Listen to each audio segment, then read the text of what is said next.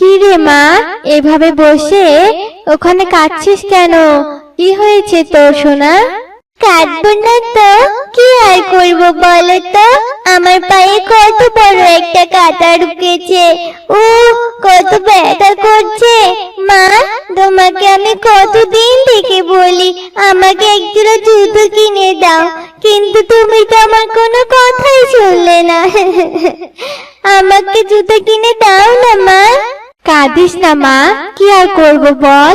কাজ করে যা টাকা পাই তা দিয়ে তো তোর স্কুলের ফি আর ভালো করে সংসারটাই চালাতে পারি না, তাহলে কি করে তোকে জুতা কিনে দেই বল তো মা?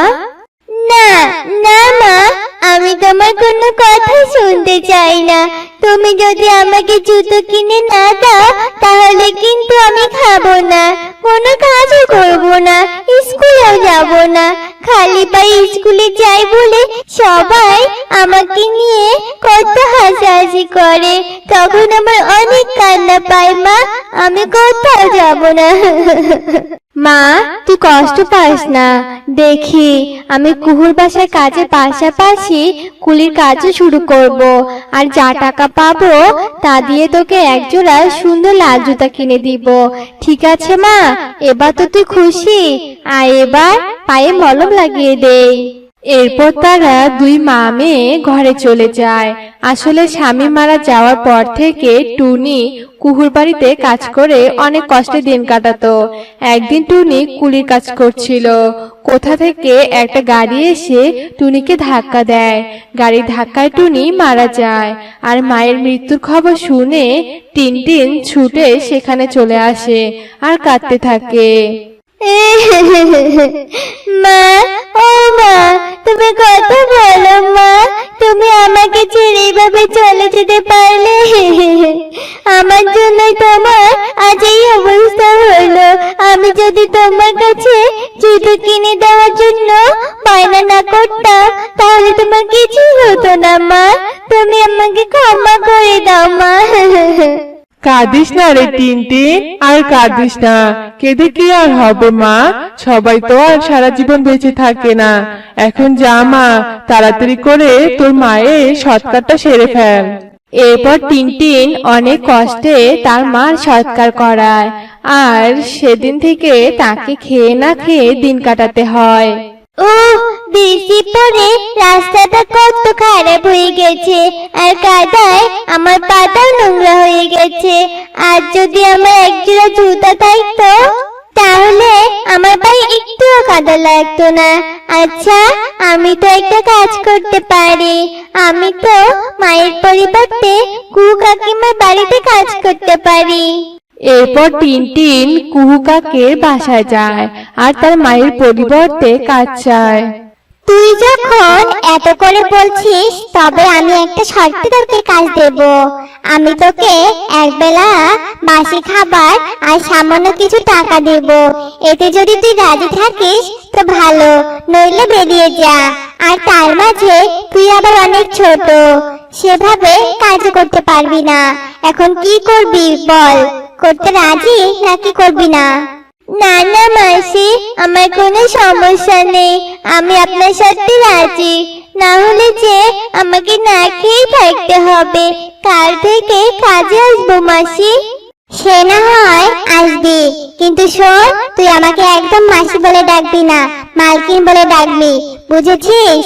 ঠিক আছে মালকিন, তবে আমি চলি। এরপর টিনটিন বাসায় চলে যায়। আর পরের দিন থেকে ছোট্ট টিনটিন অনেক কষ্টে কুহু কাকের বাসায় কাজ করত। এভাবে বেশ কয়েকদিন কেটে যায়। একদিন টিনটিন যখন কাজে যাচ্ছিল তখনই টিনটিনের সাথে তার বান্ধবী শালুকের দেখা হয়। আরে টিনটিন, অনেকদিন পর তোর সাথে দেখা হলো, তবে ভালোই হলো। শোন, কাল আমার জন্মদিন, বুঝলি? তুই কিন্তু আমার জন্মদিনে আমাদের বাসায় আসবি, নইলে কিন্তু আমি কেক কাটবো না, এই বলে দিলাম। ঠিক আছে শালু, আমি অবশ্যই আসবো। এরপর শালুক সেখান থেকে চলে যায়। আর পরের দিন কুহুদের বাসায় কাজ শেষ করে টিনটিন শালুকের বাসায় যায়। টিনটিনের শরীর নোংরা আর পায়ে কোনো জুতা ছিল না। এই দেখে শালুক বলে, ছি ছি টিনটিন, হে কি অবস্থা!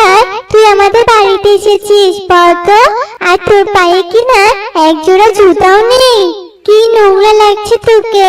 এখন যদি বাকি পাখিরা এখানে চলে আসে আর তোকে দেখে, তখন আমাদের কি ভাববে বলতো, যে তোর মতো ছোট লোককে আমার জন্মদিনে নিমন্ত্রণ করা হয়েছে। যা বেরিয়ে যা। ছি ছি, কি নোংরা বাজে দেখতে লাগছে তোকে। শালুর এমন কথা শুনে টিনটিন অনেক কষ্ট পায় আর কাঁদতে কাঁদতে তার বাসায় চলে যায়। আর পরের দিন টিনটিন কুহুর কাছে গিয়ে জুতা কেনার জন্য কিছু টাকা চায়। শয়তান মেয়ে, কি ভেবেছিস তুই আমি তোকে জুতা কেনার জন্য টাকা দিব? আমার কি টাকা বেশি হয়েছে নাকি? একটা টাকা দিব না। যা, বেরিয়ে যা বলছি এখান থেকে। দিন না কত টাকা মাসি? এভাবে টিনটিন অনেক জোর করে।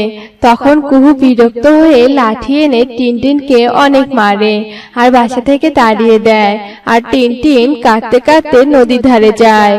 হায় ঈশ্বর, সেই ছোটবেলা থেকে একজোড়া জুতার জন্য কত কিছু করেছি। আমি কি কোনো দিনও জুতা পায়ে পরতে পারবো না?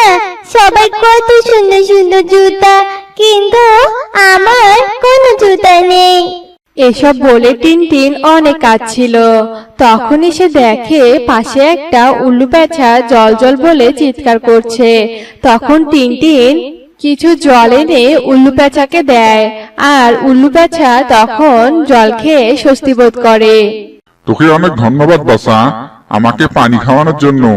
আসলে আমি এক জাদুকর, আর আমি এতটাই ক্লান্ত ছিলাম যে সামনে নদী থেকে জল খাওয়ার শক্তিটাও পাচ্ছিলাম না। কিন্তু বাসা, তোর শরীরের এই অবস্থা কেন? আর তোর চোখে জলই বা কেন? এরপর টিনটিন তার সব কথা উল্লু পেঁচাকে বলে, আর সব শুনে উল্লু পেঁচা জাদু করে একটা জাদুর দণ্ড নিয়ে আসে আর টিনটিনকে দেয়। এই নে বাসা, এই জাদুর কাঠিটা ঘোরালেই দেখবি জুতার বৃষ্টি হবে। সেগুলো দেখতে অনেক সুন্দর হবে। আশা করি তোর আর কোনো কষ্টই থাকবে না। এ কথা বলে উল্লু পেঁচা চলে যায় আর টিনটিন খুশি মনে বাড়ি ফিরে চলে আসে। আর বাড়িতে গিয়ে জাদুর দণ্ডটা ঘোরাতেই সেখানে জুতার বৃষ্টি হয়। সত্যিই তো জুতার বৃষ্টি দেখছি। কি মজা, কি মজা। আচ্ছা, আমি তো এই জুতোগুলো বিক্রি করতে পারি। এতগুলো জুতো তো আমার লাগবে না। হ্যাঁ, এগুলো বাজারে বিক্রি করব আর নিজে পরব। এতে আমার শখ পূরণ হবে, আবার আমার সংসারটাও চলে যাবে। এরপর থেকে টিনটিন রং বেরঙের জুতা পায়ে পরতো আর বাজারেও তার একটা দোকানে জুতা বিক্রি করত। এভাবে ভালোই টিনটিনের দিন কাটতো।